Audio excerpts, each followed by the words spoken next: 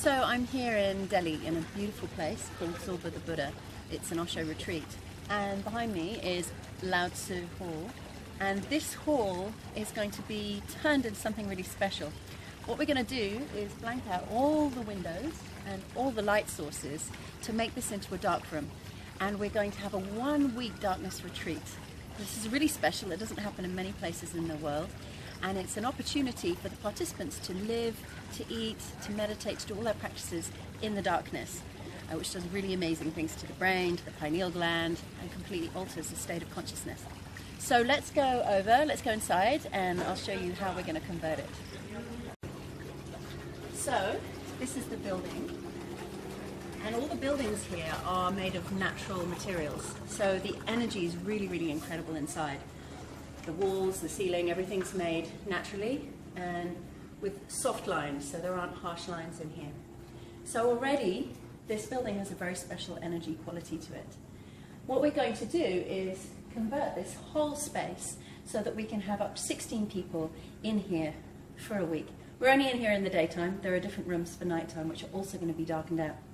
So each person is going to have their own territory. I'll show you sort of over here. Each person has a space sort of 8 foot by 4 foot wide, so quite a big space, which will be marked out with foam lines across here. So the foam helps you to feel where your boundaries are, so then you can do things like dancing, moving, shaking, working with energy in the space, and you won't get lost. Otherwise, sometimes you're dancing and you just kind of wander off, and then you're in the other part of the room and you don't know how to find your way back.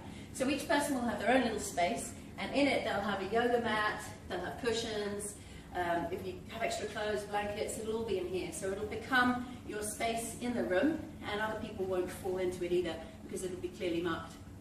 Then to get to the bathrooms, we're going to make a runway in the middle, and again it will all be with foam markers so that you can feel with your feet in the darkness where to go, and you can walk in the right direction.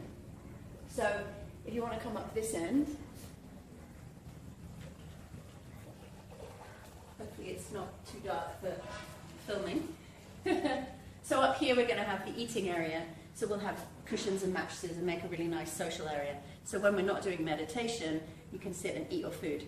Food, by the way, tastes really, really good in the dark room. As soon as you take the lid off, the smells are just amazing. And you can eat with your hands or with a spoon, and the experience is like chewing something and it kind of disappears. You're just watching this bit of food and you're watching it being chewed, and then it dissolves into the infinite universe. So it's quite a trip to be eating in the dark room. Every meal takes a long time. So this will be the way through to the bathrooms. Again, it'll all be in darkness, and people are going to feel their way with their feet on the floor. We have a beautiful bathroom through here. So it's not too far to go during meditation to feel in the darkness across your line, and the darkness will lead you into the bathrooms. There's one that's open, so that you can find your way in and out easily. There's also a couple of showers here, so if people need during the day and they don't want to go back to their room, they can access shower rooms as well. So let's go and have a look at the rooms where people will be sleeping. We've actually already started the process by making one room dark, so we're testing it out. So if you come with me, I can show you where the rooms will be. So this room is a room that has already been darkened, so we can go and check it out. At the moment it's set up for meditation, but during the retreat this is going to actually be a bedroom. So, maybe we'll close the front door to get a real taste.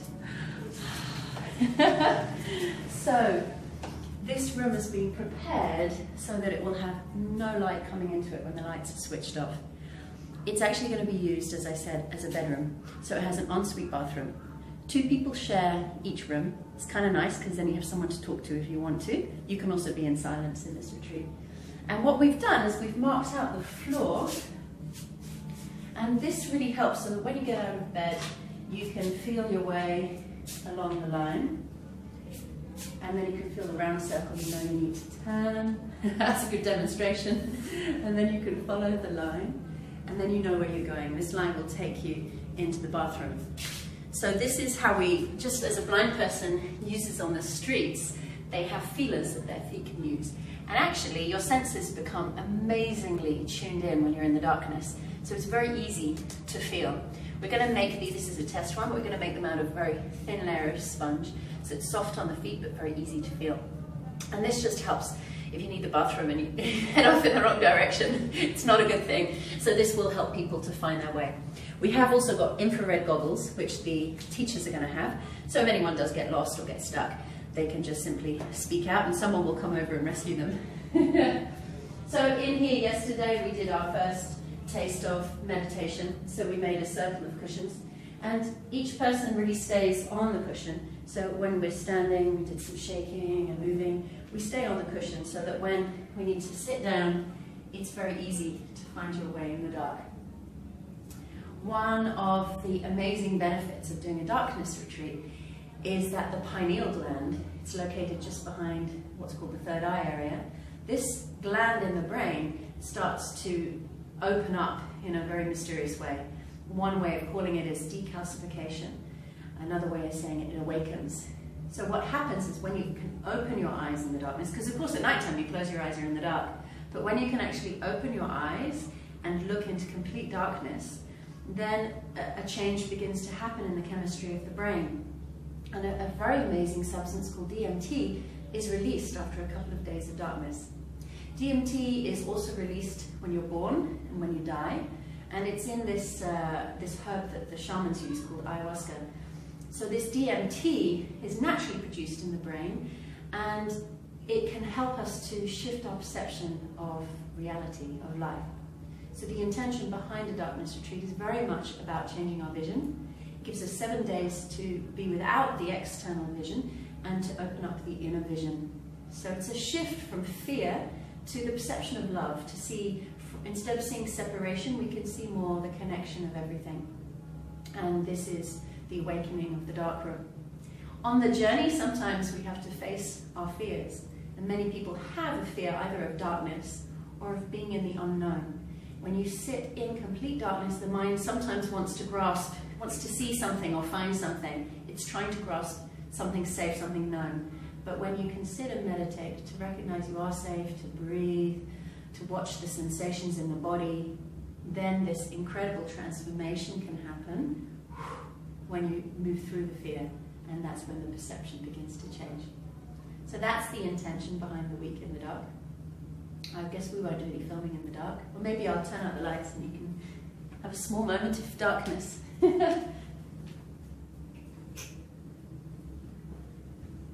Okay, so we'll end